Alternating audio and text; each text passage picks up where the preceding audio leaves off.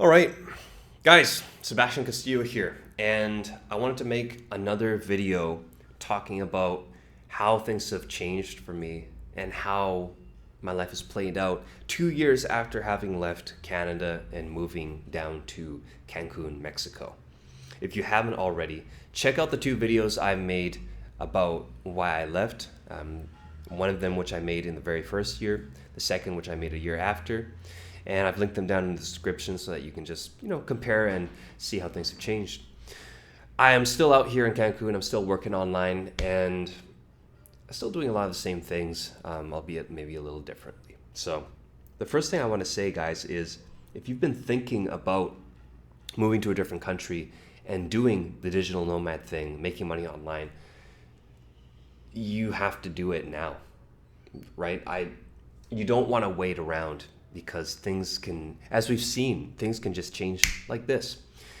The idea, what makes this lifestyle possible and so attractive is that you can earn in euros or dollars or whatever, and go and spend in pesos or Thai baht or Brazilian reales or whatever it is, because the difference in currency and buying power is such that, for example, in Vancouver, Canada, where I'm from, you could spend $2,000 a month on just your rent. Here, $2,000 a month covers more than enough for me. And I live pretty well. I'm not living in a mud hut, as you can clearly see. So, guys, there are a lot of people who want to do this and who want to leave their country, who want to at least experiment and try something different. And for those of you who want to do this, I'd say the first thing you have to do is save up some money. Don't just quit your job willy-nilly and hop on a plane. You want to have some money saved up. You want to have a cushion.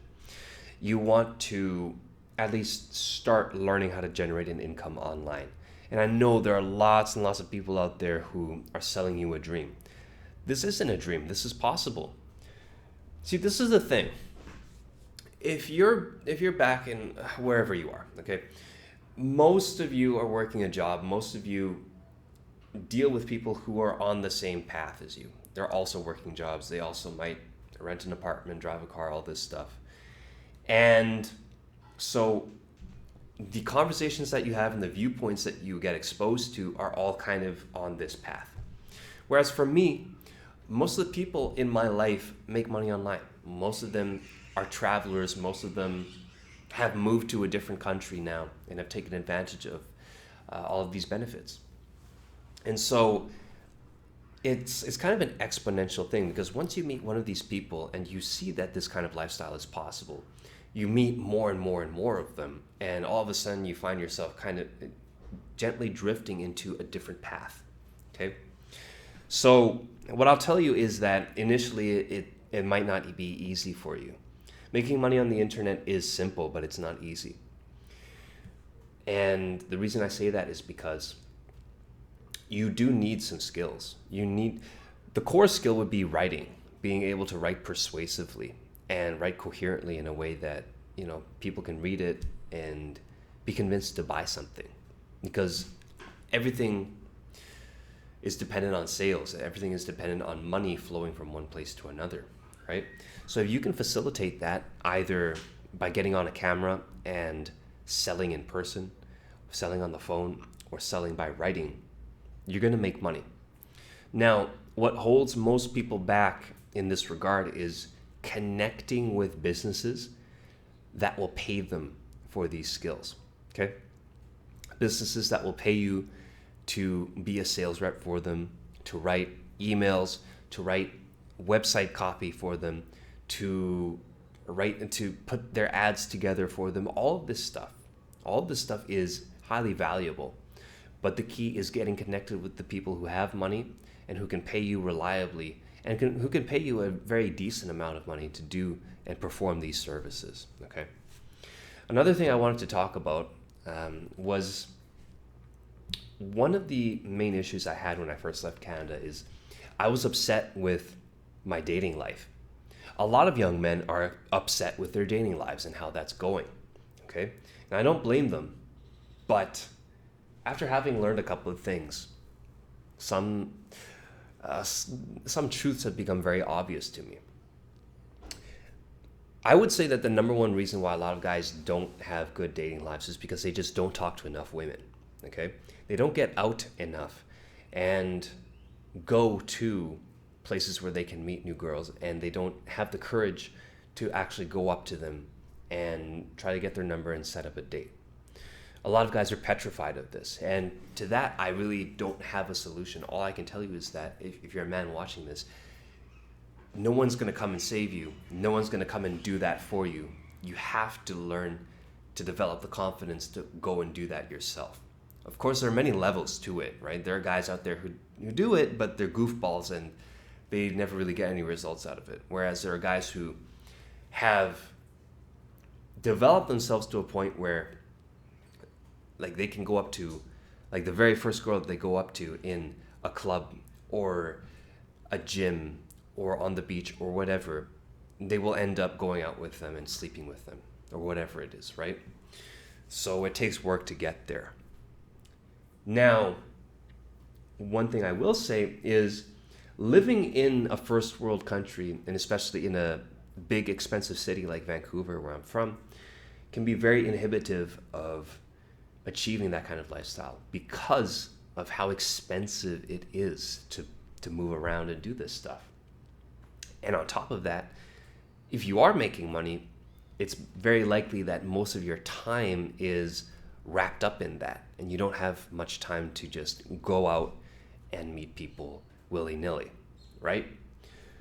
Moving to a different country like Mexico, where the cost of living is lower, solves a lot of these issues because firstly, if you're making money on the internet, you can structure your life to a point where you don't even have to work that much, and you can earn enough money to live a comfortable life and then afford yourself the time freedom and have enough money to go out and go on dates and meet girls pretty much every day.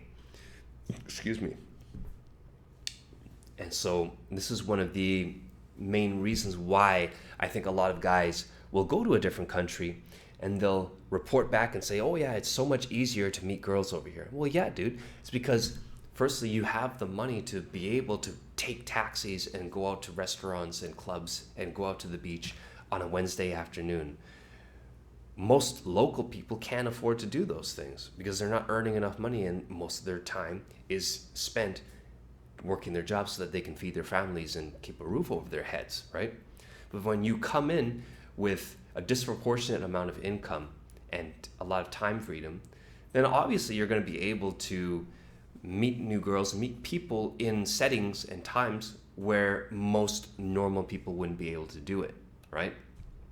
So the alternative solution is to stay in that big city of yours and figure out a way to make a lot more money so that you can live that lifestyle, but it's going to require a lot more money and therefore most likely a lot more effort and time on your part, at least initially, right?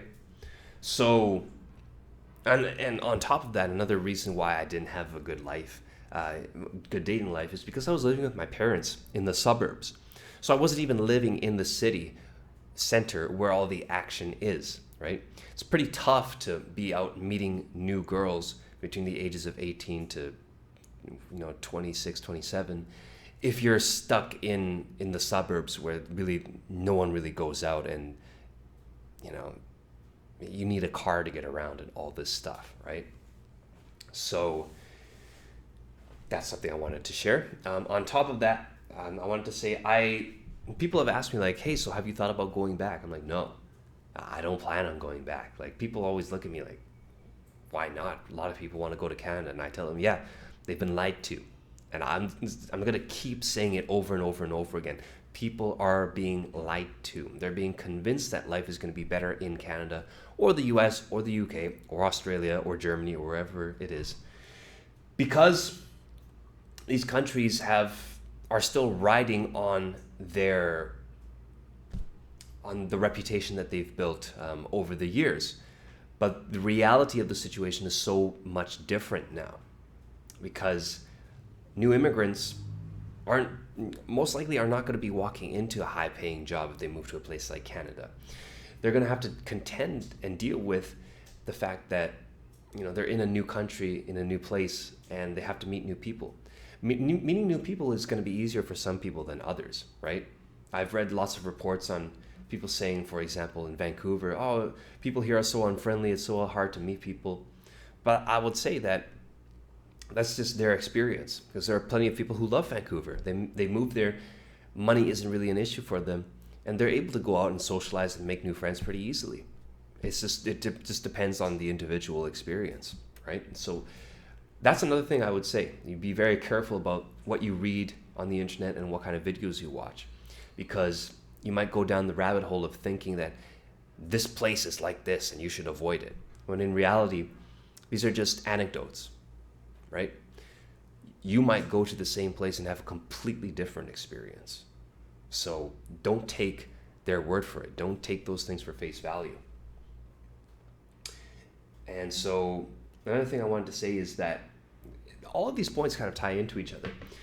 My mom used to tell me this, and I didn't really believe her, but the truth is people are fundamentally the same no matter where you go. People want to be able to make their money, feed their family, go on trips, live in a nice place, and be safe, and date, and do all this stuff, right? Of course, there are nuances. Cultures are different. But especially down here in Mexico, this is another important point to make. A lot of guys will come to different countries and they might say that it's easier to get dates and stuff down here. But again, we go back to the point I made earlier about having time freedom and money freedom. But you also have to consider that you have the exotic factor working for you, right? A lot of women down here have never even spoken or had a conversation with a man from the United States or Canada or Europe or whatever, because they just can't communicate, right? They don't speak English. You might not have spoken Spanish, but if you learn the language, or if they learned English, then things are different, right? It gives a new level of novelty. Whereas back in wherever you are, you might not have that, right? You might have been born and raised wherever you are, and so you're just used to it. You're used to seeing certain faces around, and you're used to kind of just blending in with the crowd. So I know this video has kind of been all over the place, and I've tried, and this is literally the 5th time I'm making it, but I don't really have that much else to say. This lifestyle isn't for everyone. If you want to come down here and try it out, then I encourage you to do that. But if you want to stay in your country, then just recognize that,